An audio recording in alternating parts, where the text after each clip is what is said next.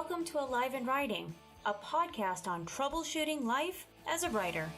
I'm Shatona Having. I'm April Heyman. And I'm C.R. Rowanson. We're here. We're alive. And we're writing. The title for this episode is what? Mentors, Mentos, and Dementors, right? Something like that.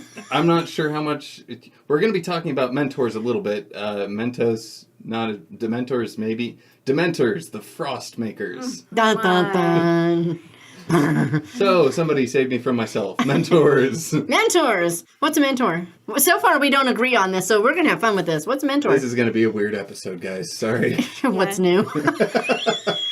So normally we agree on quite a bit. On this particular one, it turns out we don't agree on the definition of what a mentor is. The cattle prod ran out of charge. Yes, it did. Well, you know. We broke free.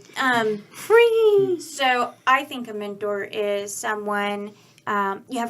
you're in a relationship like a not like a parental relationship, but they can be someone that you've worked for, you admire, who has a lot more knowledge than you do in a particular subject, but you have this long-standing relationship with them and you learn from them, and they touch various aspects of your life. So it isn't just the subject, you can bring other things to them, so they become a friend in addition to just teaching you about a particular subject. What about you, Shatona? Well, I don't actually disagree with hers. Mine is just broader because not everybody can actually meet someone like that and go along with them. Like the way I moved when I was a kid, my mom could never have had a mentor. It's not possible. You know, even back then, letters and phones, and even still, it just wouldn't have worked. But I've used lots of people as a mentor. I mean, even... Bless her heart, she's probably going to get sick of us mentioning her, but I'm sorry, Katie Weiland has been a writing mentor for me. I keep going to her for questions, not only in her blog posts and in her books, but if I need help, I email her. And she's so far been really gracious and responded and helped me. Mine isn't quite that limited. One of the most important mentors in my life, I spent maybe an afternoon with, a little bit more, but not much. I did not spend an entire day with this woman, but what she taught me without meaning to that day keeps teaching me every day. I wrote a whole blog post on it. Right. And to me, that would be a coach, because they're really focused in a particular area. But it wasn't very particular, actually. It was just an attitude. Well, that's particular, right? So, and for me, I don't even know if mentors have to be intentional. Yeah. Which is part of where this is where the disagreement, this is how the fight started. So. Hey, I have some hair left, okay? Because sometimes, like Shatona was talking about, I think people can teach you things that they didn't necessarily mean to teach you. But April, it sounds like you're saying a mentorship needs to be something long-term, specific, and intentional. Yes, I do. Yeah, and we don't, but that's okay. What else do we want to say about mentors? So that's what we think mentors are. There is something else I would like to point out again about the whole self-motivation and don't beat yourself up. That whole thing that's my bailiwick is here in the U.S. we tend to throw and portray mentors as somebody who is superior, somebody who is incredibly more experienced, or somebody who is far better than us. A lot of times in a master apprentice type role. And to me, that can happen, but that's not the only way that you can have a mentor. I just want to point out that you can very easily be a mentor to somebody else. The fact, what makes you qualified is that you're a person with your own experiences that somebody else did not have. Right. And I think we get that idea really from the epic fantasy. I mean, come on, there's always a mentor type. Not just epic fantasy. It's built into a lot of our culture with the boss. We still have guilds where you have master and apprentice level. We still see it in schooling where teacher and student, we refer to it all of the time. It's very iconic in a lot of our culture.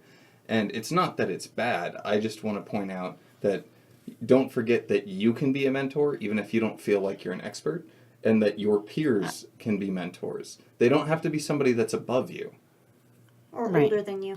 And it's interesting, too, because the hero's journey, which a lot of our story structure is based upon, includes the mentor as part of that structure. So they usually show up around right before where they go up, where the hero goes off on his adventure, and they die or leave right about halfway when the hero has to do everything on his own. Yeah, you've got Obi-Wan in Star Wars. Yeah, that comes to mind. Yeah. Every single time. I know, right? even Gandalf, in a way, is a mentor through the first book of Lord of the Rings. And then, I can't remember his name, in Aragorn. Oh. That is a classic example of a mentor. He shows up to help the boy deal with having a dragon, being a dragon rider, starts teaching him magic, starts teaching him swordplay, and then halfway through the book, I keep wanting to call him Holt, but that's from Ranger's spoilers, Apprentice. But this has been out for a long time, so yeah, too bad. Deal with it. But if you've read the books, you know what we're talking about. But the point is that mentor person. But it's interesting in those books and in the movie, the mentor is always older, older, and always has a tremendous amount of knowledge that they have to impart in a very short period of time. And a long white beard. And a long white beard. And it's always a tremendous amount of knowledge about something. That's the words in the right order. Yeah, well, amount of knowledge about something that the protagonist has zero experience in. Right. And that's not necessarily true. Right. And this is the more flexible definition that Shatona and I kind of prescribe to, where it can be an instantaneous thing. There's been some stuff going on with martial arts and anxiety and all that stuff that you've heard me talk about a lot. It's not going away anytime soon. But I ended up talking with a friend that I made on the Writing Excuses cruise. Ryan's a really cool guy, and he just happened to be on Facebook, and then we chatted for about 2 hours talking through some of the struggles that I was having and some of the psychological stuff I was trying to deal with. And he was, at that moment, exactly the mentor I needed to be able to take the next step forward. And I don't view him as this master who I have to grovel before in order to get the teachings. He's just a cool guy who sat down and talked with me. Like, Ryan's awesome. Anyway, so Ryan, if you hear this, thank you. Dun, dun, dun. But anyway, that's my point. Back to one of you. So, April. Yes. Say something. Who's your mentor? Oh, I'm pretty sure this is in my notes somewhere. And the illusion is gone. Shattered. Yes. Dash to the four winds, and it is windy out there today. I know this is hard to believe given the pattern and general trend and non-linearity of our episodes, but we do try and use notes. They're there. Taunting us. Taunting us, saying we should pay attention to them. Please. We don't. Because we forget. Okay, so Shatona is actually one of my mentors. Aha! She hates being called that, by the way. Why? Okay, I am really actually very curious then. Why would you say that? Because I learn quite a bit about not just writing, but the business of writing. Yeah. From you. Yeah. You have more knowledge. We have a long-term relationship. We've known each other for quite a long time. See how she's sticking to her definition? Oh, yeah. I knew nothing about websites and blog management or any of that until I came to the two of you, and both of you helped walk me through the process. And there's still times where there's something new and it's like, I didn't know this was a thing that existed, and I'm apparently supposed to be doing it since before I started. So Yay! Help! And whenever I get this amazing magic book done, Clark will be my magic mentor. Yay! Come on, if that doesn't make him happy, nothing will. To clarify, that means I am mentoring her on the magic, not that I am somehow magical as a mentor. He's got you just crushed my dreams. He has a unicorn horn, and rainbows burst out of his ears on occasion. Once in a while. He tries to control them. Rachel would not recognize that at all. Rachel's his wife. Just had to throw in the diabolical laughter. Yeah, right. You never know, right? So, okay. So how am I doing in that mentor department anyway? You're doing pretty good. Awesome. Great. Glad to hear it. Well, this kind of drives home the point. Actually, this would be really good. So, how has April been a mentor to you, Shatona? Fountain pens. It always comes back to the fountain pens. You knew I was going to say that. Oh. Seriously. It's true, though. It is true. I've learned amazing things, not just about the pens themselves, but like the history and where they've been used and how they've been used. And And if she has a question, she asks me, and if I don't know, I go find out. and it makes her happy because then she gets to research, and we all know how much she loves Yes, I do research. love research. I'm feeling a bit undereducated in this topic. We may have to talk about this offline. I'm fully capable of pens. mentoring you two in the way of the fountain pen. I do some. Oh, And I then could more. we could get rid of the. Today is National Ballpoint Pen Day, I'm putting my fingers in my ears right now. La, la, la, la, la, la, la. so we could like give you a ballpoint. I couldn't do say it. it. I couldn't do it. It's a swear word in my house.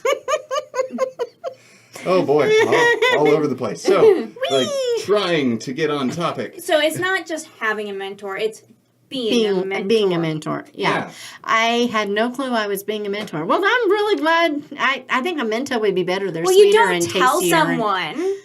Oh yeah. That's right. Excuse me, guys.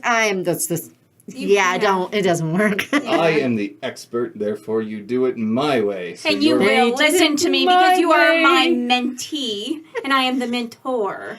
So Frank Sinatra was just arrogant. Got it. Got it. You don't understand. I went to college. Yeah, I didn't. You instantly win. Well, now I sound like a jerk. Yeah, Clark and jerk don't fit in the same sentence, do they? Not usually. It depends on how you met me. Or if we're talking to your wife. Shh. So, when do people need a mentor? Well, I would say that you never not need one. I agree. Double negatives there, but you And always once in need a one. while, a double negative has impact. There you go. You never not need one. You do verily never not need one. Yay. Yay, though I walk through the Valley of the Shadow of Mentors. Yeah, exactly. I carry a ballpoint pen and I I about smacked out. had to dodge away from the Yeah, light that's for a right. minute. Yeah, well, when you heard that thud, that was the mic. He bit the dust. Oh, okay. It needed a minute. Oh, wow. We're in fine form today. So why don't we take a break? It's the and heat. We are going to break for a second and do our spotlight. Spotlight? What is the spotlight? Who's doing the spotlight? Hi, hope someone's Someone doing a spotlight. Oh, I am. mentor me. April, It's me. be a spotlight. I'm the spotlight Eeny, meeny, mentor miny, today. moe. So Jeff Goins. Goins. I never pronounced that Well, correctly. locally there's a family. They're called Goins. Oh, but maybe that's he what it is. pronounces it Goins like coins, is Okay. how he says it. Jeff Goins has an article called How to Find and Keep a Mentor in 10 Not So Easy Steps. And he actually kind of falls along my line of idea of what a mentor is. It's a relationship that you have over the long haul. That's the dictionary definition. It is, and so that's what I go with. We're just Because I'm rebels. really specific. Rebels. You guys are rebels. I am High five. not. I'm very law-abiding, by the way. So, these two, not so much. But he Depends has, on what law. he has these 10 steps that detail how to go and how to find a mentor, how to ask them to be your mentor, and then how to keep them as your mentor. And it takes work on your part. It's not a one-way street. You have So to be you proactive. don't get to drive them away. Okay, No, got and it. you don't drive. I mean, you can drive them away if you're like over eager and throwing yourself at them. Well, I don't think that's one of the 10 steps. I don't think it is either. Pretty Just- sure it's not. Just like you man. can probably put the handcuffs away. That's Yeah. that's kidnapping. But actually, I'm actually really excited to read this. This sounds interesting. too. Because I know Jeff Goins does a lot of really quality stuff. I just haven't been able to follow him yet. So who are some of the other mentors you've had? Okay, so who's your mentors? Okay, so you do the thing with the iron. What is that called again? Blacksmithing. Thank you, blacksmithing. My Not mind just totally went iron, blank. But sure. Sure, no big deal. So who's your mentor with blacksmithing? So I guess I have two. My current mentor is a local blacksmith, Mike Mumford, who so I'm actually going to plug his work real quick because it's amazing. You should go to Roadrunner Forge. .com, he does this stuff that he calls shadow art, where he will make metal sculptures that look like one thing, but when you shine a light from a specific direction, the shadow is something different. Oh, that's cool. Ooh, So he that has is one awesome. set that's really cool where it shows an old woman walking across a bridge, and you shine a light on it, and it's a ballerina dancing. Oh, that's Oh, really And cool. then it's an Wow. old man, or I'm not sure if she's a ballerina, but it's a young woman dancing. And there's another one of an old man. I think he's sitting with a cane. I may be getting it mixed up, but the shadow of that is a young man dancing. And if he sets them together, they're dancing together. That's oh, cool. wow. Like, how awesome is that? That is so, I need those. How did you even do that? I don't know. His brain works in a really cool way. But he's currently my mentor in blacksmithing. I'm not as rigorous and dedicated to that as I am to writing because of time constrictions. Time problems, things. So our hobbies also have mentors, and those things, those people can actually help us with our writing too, because if we pull those aspects into our writing, we have an expert on our hand. Right, well, and it Right. doesn't have to be an expert, in how to stick that tongue into the fire. It can be how to withstand the heat. And there's lots of different types of heat in our life. And so that lesson on how to do that there can actually apply in a totally different way. Right. Oh, here's a side note. We've talked about hobbies in the past, and I don't know if we had mentioned this, but if you have hobbies or know people with a lot of hobbies, it makes it easier to come up with great metaphors. Oh, that's a really Just good point. saying. I'm You're sure on there's a point. metaphor for that. Meta for what? No, that's a pun. Let's get our words straight. Oh boy. So So where do we find mentors? How did you find your mentor? so I've had a number of mentors. Some of them you just Google or look. Like when I first started writing, two of my mentors are actually very non-traditional. One was just the book Writing Fiction for Dummies. And that was my first book I ever read on writing. And it helped me understand that I could approach this very analytically. And I had never understood that before. And then I loved Brandon Sanderson. I found out that he had a podcast. And I started listening to that, and I got the same thing. And my engineering brain latched onto this. And that's how I got started with Mike and blacksmithing. There's organizations all across the globe for blacksmithing. I found the local one was the California Blacksmith Association, and then through a roundabout method, by bugging a lot of people in the state, I found out that Mike was the editor for the magazine and actually lived here in the same town. What are the odds? Yeah. So It was what, meant to be. What about you, April? I know, I just showed up for NaNoWriMo one day, and there she was.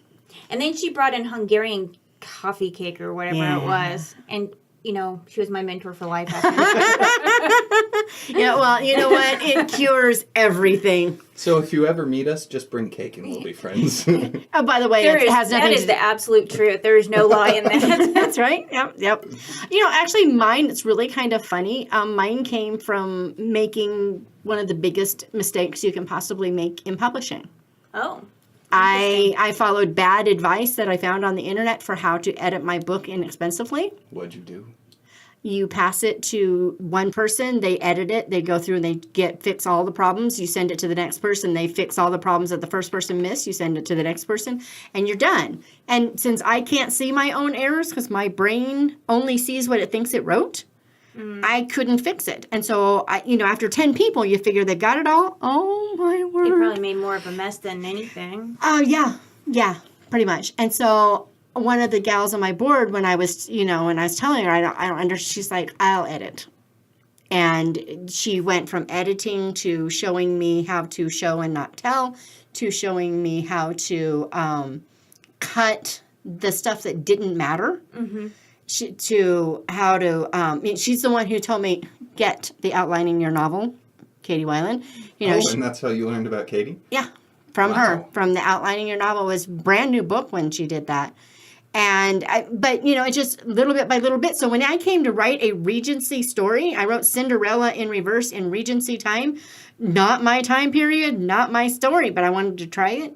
She's the one that fixed all of my historical errors. Nice. Wow. Yeah, she's amazing. Barbara Cornthwaite. I'm going to plug now. It's my turn. She did Emma, Jane Austen's Emma from Knightley's perspective.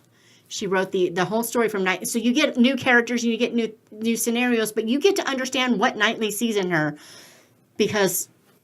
Knightley's the love interest for those who are not familiar with Mr. Emma. Knightley is an amazing character, and you can't figure out why on earth he's even remotely interested in this self-centered little Emma's twit. hard to love. Yes. That's putting it mildly. You're right. Well, this is all really interesting, and so we've been rambling, and it's funny because this all kind of ties together.